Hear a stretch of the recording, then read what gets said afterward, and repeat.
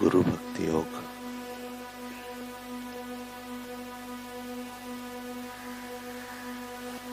ब्रह्म विषय ज्ञान अति सूक्ष्म है।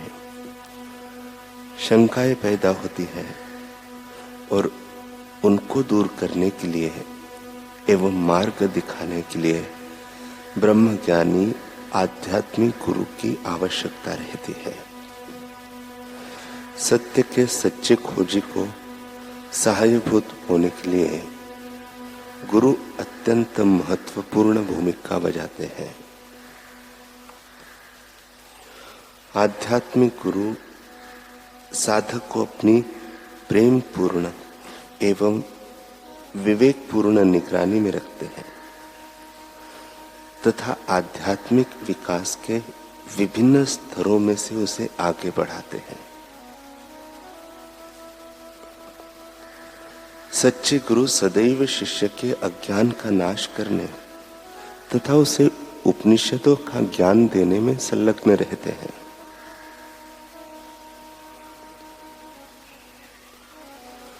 वेद भी ज्ञान मार्ग के पथ प्रदर्शक गुरु की प्रशस्ति करना चूकते नहीं।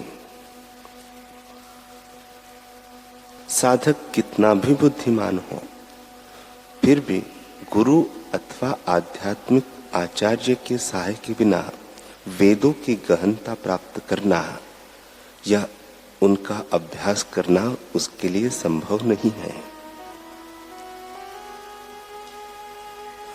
गुरु अपने शिष्य की दैवी शक्तियों को जागृत करते हैं। आध्यात्मिक मार्ग में सलामती पूर्वक दृढ़ता से आगे बढ़ने के लिए अपने गुरु के द्वारा ही शिष्य को सूचनाएं मिल सकती हैं। अपने गुरु की इच्छा के शरण हो जाओ, उनको आत्मसमर्पण करो, तभी आपका उद्धार होगा।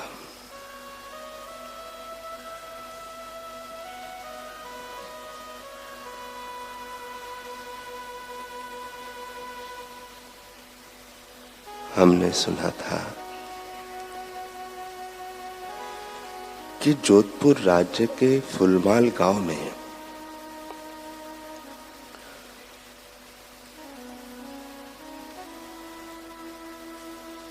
भांगता महाराज नाम के एक ब्राह्मण की पत्नी को गर्भ रहा। एक बार उनके घर एक महात्मा पधारे और उन्होंने उनसे कहा कि देवी, तुम्हारे गर्भ में संत का वास है। समय बीतता गया, पुत्र का जन्म हुआ। उसका नाम टीकम रखा गया। बालक टीकम अपने पिता से आध्यात्मिक अनोखे प्रश्न पूछता। समय बीतता गया। बालक टीकम बड़ा होता गया। बेटा कहीं साधु न हो जाए, इसी चिंता में उसके माता पिता संसार से चल बसे। अब बालक टीकम का सारा बोझ उनके बड़े भाई रेवती व उसकी धर्मपत्नी पर पड़ गया। रेवती की पत्नी बहुत महत्वाकांक्षी स्वभाव की थी। वह टीकम को हर समय काम में जोतती रहती। टीकम जो भाभी कहती सब करते, पर करते अपने ढंग से थे।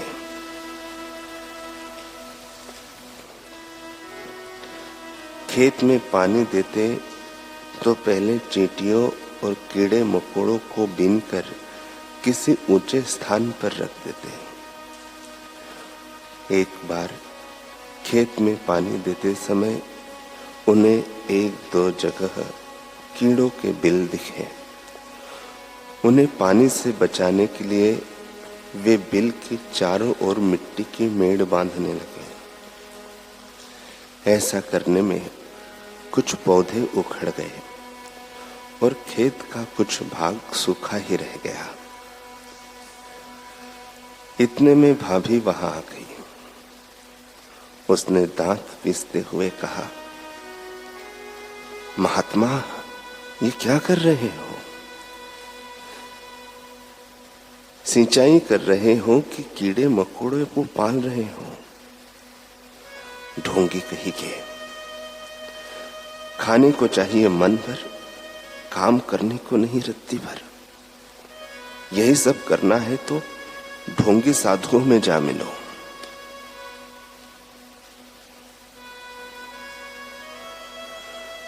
टीकम ने आदर पूर्वक भाभी को प्रणाम किया और प्रभु की खोज में निकल पड़े।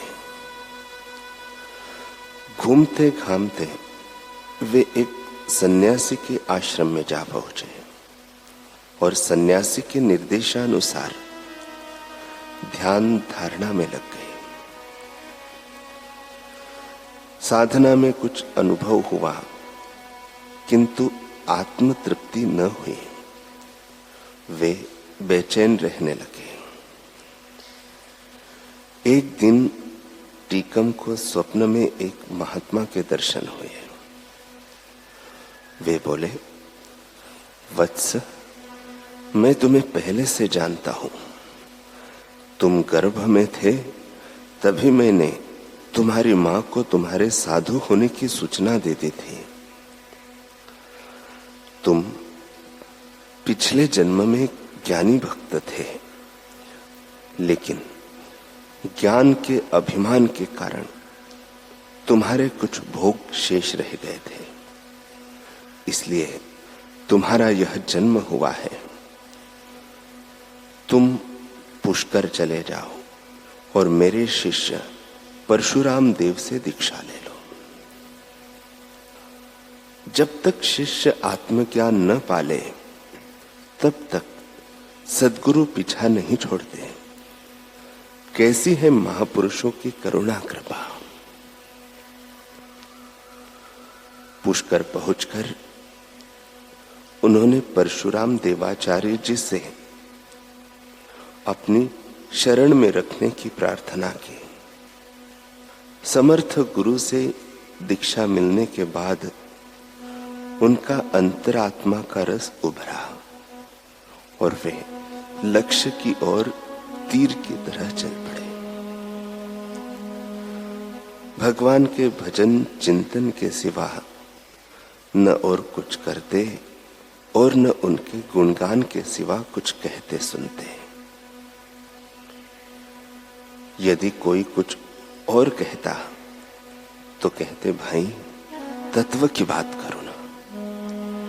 तत्व का भजन छोड़ कुछ भी सार नहीं है। इसलिए उनका नाम तत्ववेत्ता पड़ गया। एक बार उनके सन्यासी गुरु की उनसे भेंट हो गई। उन्होंने पूछा, बेटे तुम मेरे पास से क्यों चले गए? अभी कहाँ रह रहे हो? उन्होंने परशुराम देवाचार्य जी से दीक्षा समेत सारा वृत्तांत कह सुनाया। सन्यासी नाराज हुए। जब टीकम जाने लगे तब उन्होंने एक घड़ा जल से भर कर देते हुए कहा, इसे अपने नए गुरु को देना। टीकम ने घड़ा लाकर परशुराम जी के सामने रखा और सारी बात कह सुनाई। परशुराम जी ने घड़े में बताशे डाल दिए और तत्ववेत्ता जी से कहा, अब इसे सन्यासी जी को दे आओ। वे सन्यासी जी के पास पहुंचे और कहा, गुरुजी ने इसमें बताशे डालकर वापस भेजा है। आपका जैसा प्रश्न था वैसा ही उत्तर है। सन्यासी आश्चर्य में पड़ गए।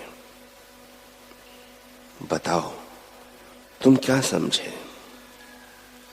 तत्ववेत्ताचार्य ने कहा, आपने पानी का घड़ा भेजकर गुरुजी की परीक्षा लेनी चाहिए थी, लेकिन वे अगर मेरे मनोभाव को समझ गए तो निश्चित ही उच्च कोटि के महात्मा होंगे। आपके कहने का आशय यह था कि मैंने तो टीकम के घट को विशुद्ध ज्ञान से ऊपर तक भर दिया था, उसमें कसर क्या रह गई थी जो आपने उसे शिष्य बनाया। उन्होंने मीठे पानी का घड़ा भेजकर उत्तर दिया कि आपने जो ज्ञान उपदेश दिया था वह फीका और स्वादहीन था। मैंने उसको तीनों योगों की त्रिवेणी के सर्वोत्तम मधुर रस का पुट देकर उसे मधुरमय बना दिया। सन्यासी ने गदगद होते हुए कहा, वत्स, मुझे अपने प्रश्न का उत्तर मिल गया। धन्य है तुम्हारे गुरुदेव और धन्य है तुम सामर्थ्यवान गुरु के सामर्थ्यवान शिष्य।